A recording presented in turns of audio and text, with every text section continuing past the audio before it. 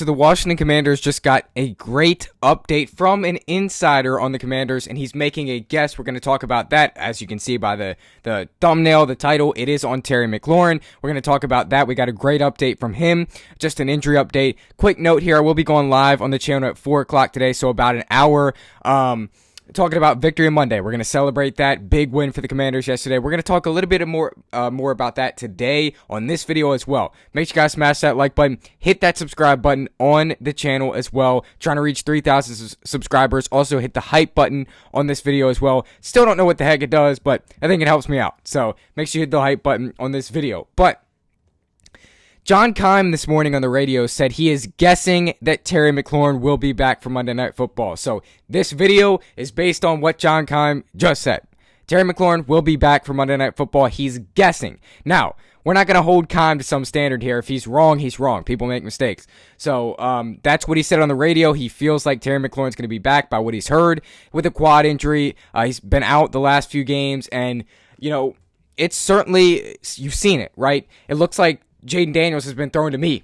Marcus Mariota's been thrown to me, right? There's just not a lot of guys out there that can stretch the field vertically at this point for the Commanders, and you saw that yesterday. Like, yes, Debo is great. He stepped up. Yes, Luke McCaffrey was great. He stepped up, but they were still lacking the guys that could just go vertical, right? Luke McCaffrey did it yesterday with a big, 50-yard catch? But other than that, nobody else really did it. Debo Samuel was great again. But Jalen Lanes can't do that yet. You can see that. And that's fine, right? We're developing him. But there's just guys, they can't do it yet in their career. Tay Martin, he's not anything special. Ja'Cory Brooks, if we put him on the field, he's not going to be able to do all that yet. It's certainly not at the level Terry McLaurin has done so far. So I'm so glad we're probably going to have Terry McLaurin back this Monday because, again, this is a big game, and this will help the team out a lot. This is major, right, to get him back, and we need him back out there. Again, the offense is lacked, but I also want to see Terry McLaurin do something. Terry McLaurin has not had a productive 2025 yet, just 149 yards in the season, and granted, he has missed the last few games, but he doesn't even have a touchdown. Last year, he had 14 regular season touchdowns. He doesn't have a touchdown yet. While I believe the Raiders game, that was a touchdown, the refs didn't call it, so it's not going to go up on the stat sheet. I believe there was a touchdown though. So 149 yards in the season, nothing. Debo Samuel is in the 300-yard category, but again, he's played every game, and I feel like this team's starting to get healthier. And this is just more great news after the great news we got last night with the win over the Chargers. Getting Terry McLaurin back will be huge over the Bears. We definitely need him. Again, the Bears defense, like, they might not be the best in the league, but you want to have all your key assets. You want to dominate them on Monday Night Football. And this could feel like a Terry McLaurin, it's a show-up game. Like, this could feel like the Bengals Monday night game last year, where Terry McLaurin and Jaden Daniels were connecting every single play, right? It seemed like, and Terry McLaurin and Jaden Daniels finally get that chemistry going in 2025, because yesterday was the first time we saw Jaden Daniels. Like, yesterday was the first game where I was like, you reminded me that you're still great. You just reminded me you are a top 5 quarterback still. And, you held that up last year. That was the game where he stepped up and reminded me. Terry McLaurin needs to remind me that I think he's a top 10 wide receiver. Because right now he does not look like top 10. He needs to remind me that he is top 10. Right? So, it's a prove-it game on Monday night for Terry McLaurin, but we are going to get him back, it looks like, with a quad injury. Major injury update for the Commanders. But let's just kind of go over the game from yesterday. I know we're going to do this on stream later, but the game yesterday was so good. Again, the wide receivers lacked. Like, we didn't have enough from the wide receivers. It just felt like Jaden, some of the time, didn't have many guys to throw to. Zach Ertz threw the ball to Zach Ertz. Zach Ertz dropped it. Maybe you should stop taking rest days on Wednesdays and not drop the ball. But that's besides the point. It is Victory Monday. It feels so good to be back in the win column. Feels good to be over 500. Feels good to be returning home next week. And feels good to be playing on Monday Night Football next week. That's huge. And then you get your star back in Terry McLaurin. He got paid a lot of money this offseason. He got paid the big bucks this offseason. And he has not done anything yet in 2025. It is week 6 next Monday night. To close out week 6, you want Terry McLaurin to have a great performance. But you're not going to have that if he can't go out there and play really well. So you love Terry McLaurin. to have a dominant performance, but we'll see.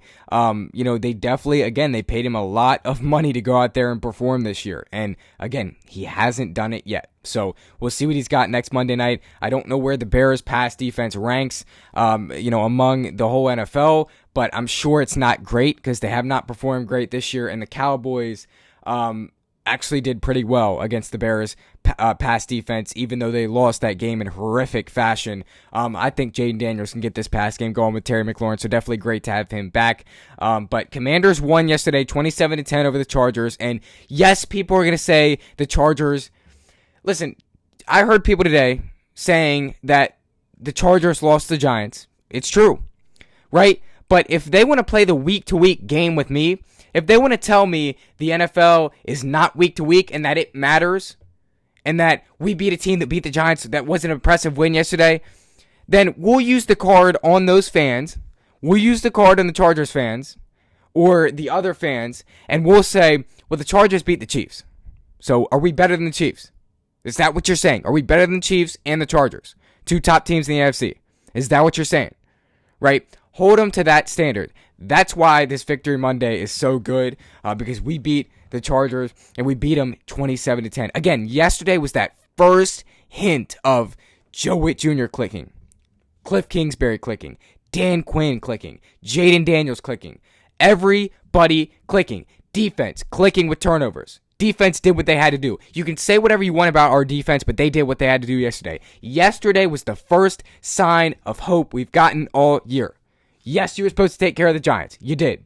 Week 2, you could have lost the Packers, right? They did. That's a hard game. Week 3, supposed to take care of the Raiders. You do. Falcons, you lost. And that put our hopes in shame, right? That put us in shame.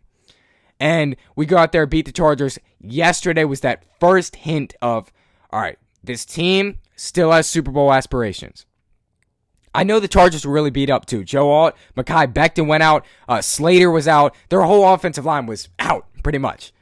But I'm going to take the dub whenever I can get it. Whenever we can walk in the trap and take over it, I'll take it, right? This team performed so good yesterday. Jaden Daniels, 15-26, I believe. I can't remember exact how many yards he had, but he had a great day yesterday. Didn't throw an interception, didn't do anything wrong. Again, that was the first game where everything clicked. That was the first game where the run game really clicked. I had been begging Cliff Kingsbury, run the ball, run the ball, run the ball, run the ball. He finally ran the ball, and look what happened. We got a superstar running back and a 7th-round pick of Bill Krosky-Merritt. That's the other thing to be excited about. Bill is legit. He is a superstar. He's going to be a superstar in the league. So that's the other thing you have to get excited about on this Victory Monday.